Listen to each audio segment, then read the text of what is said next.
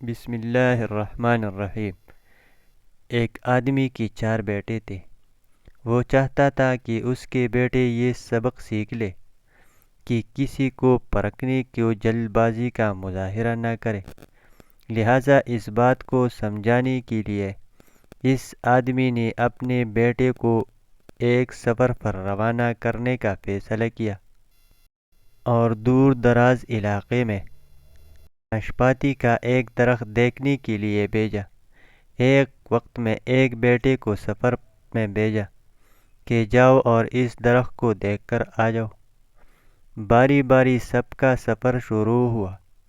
پہلے بیٹا سردی کے موسم میں گیا، دوسرا بہار میں، تیسرا گرمی کے موسم میں اور سب سے آخر والا چھوٹا بیٹا خزاں کے موسم میں گیا۔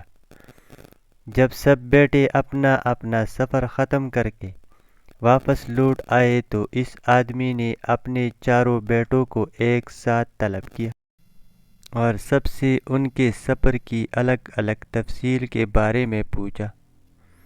پہلا بیٹا جو جاڑے کے موسم میں اس درخت کو دیکھنے گیا تھا، اس نے کہا، ابا جان، وہ درخت بہت بدصورت، جھکا ہوا اور ٹیڑھا سا تھا۔ دوسرے بیٹے نے کہا، اے والد محترم، وہ درخت تو ہرا بھرا تھا، ہرے بھرے پتوں سے بھرا ہوا تھا۔ تیسرے بیٹے نے ان دونوں بھائیوں سے اختلاف کیا کہ وہ درخت تو پھولوں سے بھرا ہوا تھا اور یہ کہ اس سے حسین منظر پہلے کبھی دیکھا ہی نہیں تھا۔ سب سے چھوٹے بیٹے نے اپنے سب بھائیوں سے اختلاف ظاہر کیا کہ وہ ناشپاتی کا درخت تو پھل سے لدا ہوا تھا اور ان پھل کے بوجھ کی وجہ سے وہ درخت زمین پر لگا ہوا تھا اور زندگی سے بھرپور نظر آ رہا تھا۔ اس سب کے بعد اس آدمی نے مسکرا کر اپنے 4 بیٹوں کی طرف دیکھا اور کہا کہ تم 4 میں سے کوئی بھی غلط نہیں کہہ رہا، سب اپنی اپنی جگہ درست ہے۔ بیٹے باپ کا جواب سن کر بہت حیران ہوئے کہ ایسا کس طرح ممکن ہے۔ باپ نے اپنی بات جاری رکھتے ہوئے کہا کہ میرے بیٹو، تم کسی بھی درخت یا آدمی کو صرف ایک موسم یا ایک حالت میں دیکھ کر کوئی حتمی فیصلہ نہیں کر سکتے۔ کسی فرد کو جاننے کے لیے تھوڑا وقت ضروری ہوتا ہے۔ انسان کبھی کس کیفیت میں ہوتا ہے تو کبھی کس کیفیت میں۔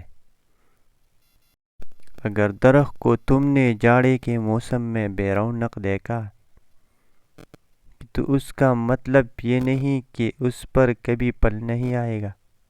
اسی طرح اگر کسی آدمی کی تم فقیری کی حالت میں دیکھ رہے ہو تو اس کا مطلب یہ نہیں کہ وہ آدمی برا ہی ہوگا۔ میرے بیٹو، کبھی بھی جلد بازی میں کوئی فیصلہ نہ کرو۔ کسی کو اس وقت تک سمجھایا پرکھایا جا سکتا ہے جب یہ تمام موسم اس کے اوپر گزر جائے۔ اگر تم سردی کے موسم میں ہی اندازہ لگا کر نتیجہ اخذ کر لو گے تو گرمی کی ہریالی، بہار کی خوبصورتی اور بھرپور زندگی سے لطف اندوز ہونے سے رہ جاؤ گے۔